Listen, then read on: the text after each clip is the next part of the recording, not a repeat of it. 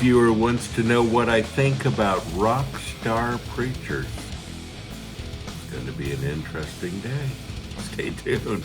Coming up next on Pastor Bob's Coffee Break. Anybody want coffee?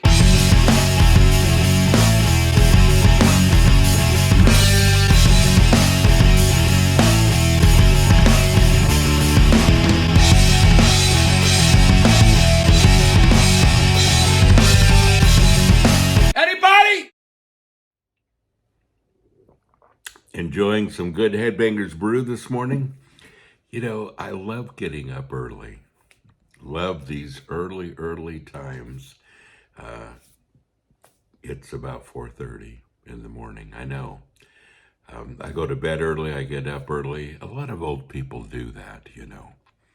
I guess I'm one of those. But I like the quiet in the morning. I like my mind being fresh in the morning. It's a great time to read and study and pray, and it's a great time. If you don't have a particular time that you pray, some time that you spend with God, you need to. It's an important thing. I spoke about this yesterday at Sanctuary at our church service, and I just think you're missing out. It's the intimacy in our relationship with God that is so important, and we'll talk about it one of these days. But today, rock star preachers. I know. Here's the question. Dear Pastor Bob, one thing that bothers me is seeing these pastors all over TV, the internet, etc., making the same amount of money as a rock star or an actor. To me, this just seems very unethical. These are the same people who preach about tithing and because it will make you richer when they are only trying to fill their own pockets instead.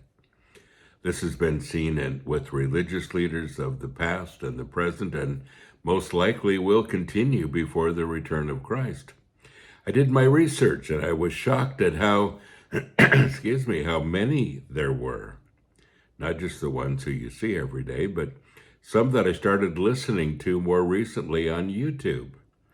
These people are worth millions of dollars. Did Jesus not say, leave everything and follow me? I don't think Jesus ever intended nor wanted us to be wealthy like that. If we are rich, why do we need God? If everything is right there in front of us and is perfect, why would any of us, including these pastors and others, need to follow God? It seems evil and wrong that they not only misinterpret Scripture, but they flaunt their success in your face, saying you too can have all of this if you just obey God. If you do this or you do that, never lend a hand to the poor or help the homeless, it makes many of us other Christians feel like what I am doing is wrong. Is this really true? And did I miss something? Or are we supposed to live with less? I'm beginning to think that they stick around and preach, even if it's not in their heart, because they're gaining something by it, not spiritually speaking, but more materialistically speaking. Do I have a right to question these people and their motives? Is it wrong of me to think that their actions don't align with the teachings of God? What do you think on the subject? Long question, but a really good one. And I have a lot to say on the subject. I've been a pastor for almost 50 years, and I do understand the temptation for wealth, the corruption of wealth, and sometimes, and I've never had a lot of money, so I'm not sure how that side of things look, but I see a lot of people tainted because of it as well. Some people handle it better than others. But what are we called to do? You know, what did God call us to do? When people ask me about our 40 years in Sanctuary and how did we do this, I have to answer, we didn't. And I don't want to over spiritualize that, but I mean that sincerely. We have never had enough money to do sanctuary. We never have. And yet here we are, 40 years later. I've never had enough money to purchase large things. But when my father died and we had an inheritance, we're able to sell some of our farmland. We were able to buy this house with the storehouse on it, not even intending to use it for sanctuary, but mostly to feed the homeless and the poor. And so we got it for that reason, and then sanctuary grew here as well. But, we were able to purchase this land, which was huge. I've never seen that much money in my life. And here we are, debt-free on the land. And it came time to buy a car, and I've never, well, I shouldn't say never. It's been a long time since I bought a new car, always used.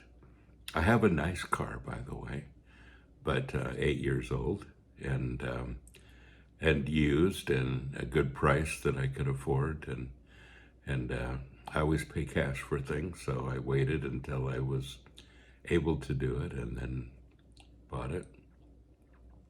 And I'm just used to saving up money for things. I have a long list of things that I'd like. Some are more need than others. Saving up for some new hearing aids, by the way. I have my old ones in, and I really need to be upgraded. They're both broken, and but I'm saving for it, and it'll happen.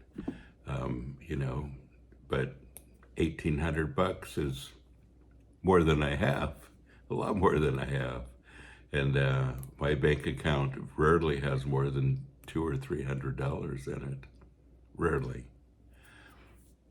So, it's one of those things that I've learned to just trust God in, and I'm thankful for that part, because I know that as I trust Him for things that I clearly need, and especially in the ministry going forward, things that we'd like to do that we don't do right away just because there aren't any finances. I've also learned that if the finances don't come in, you probably need to question what you're doing. If God is really leading, where God guides, He provides. But I think it's important that we don't get ahead of that. And I think there's a certain amount of, and I won't say poverty, but a certain amount of care with our finances that keep us just at that point of trusting God. Because I've learned how important that is, trusting Him to take care of the things that I need. And of course, my list of needs and wants is long, just like yours. But I've learned to just trust the Lord with things, and to live with less, many times. Now, I live in a beautiful home, really do, a big log cabin. Well, not huge, but it's big for me. And my mom lives here too, and we have a great time in this place, and the grounds are beautiful in the middle of a lot of trees, and it's the perfect spot to have sanctuary and to run the homeless and the trafficking ministries. But let me tell you, folks, there are those times that I'm tempted to say, what kind of a government grant can we get? What kind of or what kind of a plea can I make for people to give more or whatever? And I do that from time to time, just because I feel like people need to know what the needs are. But if I ever lose sight of who my source is, I've lost a pretty good piece of my relationship with God and my trust in Him. It's a big deal for me. And after 40 years now of sanctuary, I realize that we have nothing to do with this 40 years later. The fact that we're still going is incredible to me. And, that we continue to move forward with really very little money is also a miracle every month. Why does this happen? How does it happen?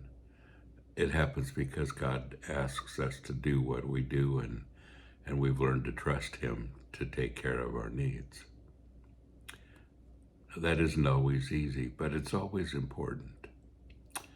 But what do we do, and how do we act and react as a pastor, especially? That's what the question is.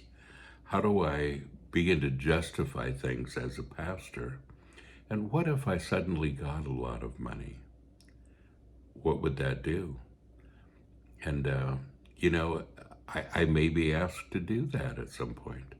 I may all of a sudden get millions of dollars and God says, okay, here you go. See what you do. What would I do? How would I spend it? What kinds of things would I do? And I have to say that I'm satisfied with my life.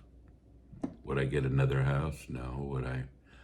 Would I buy a bunch of stuff? No. Would I get a new jazzier car? No.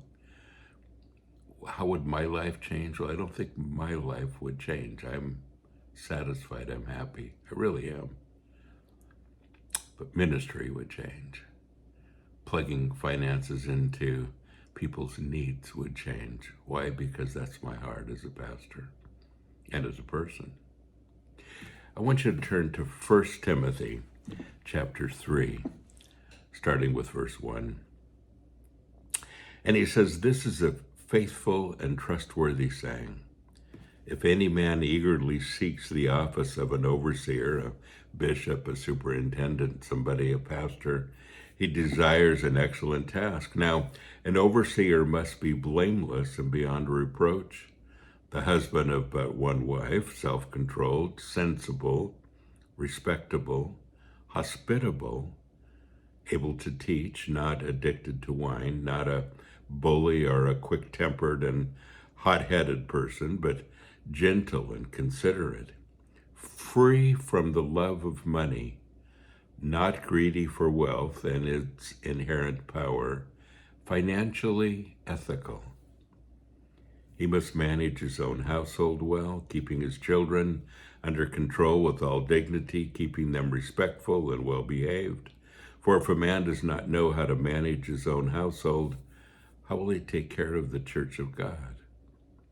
And he must not be a new convert, so that he will not behave stupidly and become conceited by appointment to this high office, and fall into the same condemnation incurred by the devil for his arrogance and pride. And he must have a good reputation, be well thought of by those outside the church, so that he will not be discredited and fall into the devil's trap. It's heavy, isn't it? And yes, an overseer, a pastor, is expected to do and to be this kind of person. There's a long list of things here. And it doesn't mean that we're perfect in every one of them, but it does mean that these are the things we strive to be. These are the things that need to come from our hearts, and the love of money and greed and that whole feeling of wanting to get ahead financially and the power that comes from it. It says, this is not what God asked us to do. Not greedy for wealth and its inherent power, financially ethical. Big deal. And so is it a big deal when a pastor lives in million-dollar homes, lives high, And we see those very few that have like airplanes and all that stuff, and when they don't need it. And there are some ministries that own planes that use it for really good reasons. And I think of Samaritan's Purse, an organization that I highly respect, Franklin Graham. And I know that they own a lot of things because they use it. They help a lot of people. And so what are you doing with the wealth, Is it bad to have wealth? No. But what are you doing with it? How are you using it? Is it going into the pastor's pockets and making him wealthy? Well, If it is, then that might not be the best use for it. But are you using it for people that really are in need? And folks, sometimes the church is the only organization that's there to truly help people. And you have to have the means to help them with. I get that. But we're talking about pastors' personal lives. And that's a big deal. And I really long to see more pastors who, with money, give more of it away. Live a little more frugally. Learn the joy of giving, the joy of helping, the joy of being an answer to somebody's prayers. And to realize that the finances aren't intended for you. They're intended for the body of Christ and people who are in need. That's the important thing. And folks, when our heart's in the right place, that's where our heart goes. Hope that helps. This has been a long one, but it needed to be said. Folks, don't forget, you are blessed. You really are. Go and be a blessing.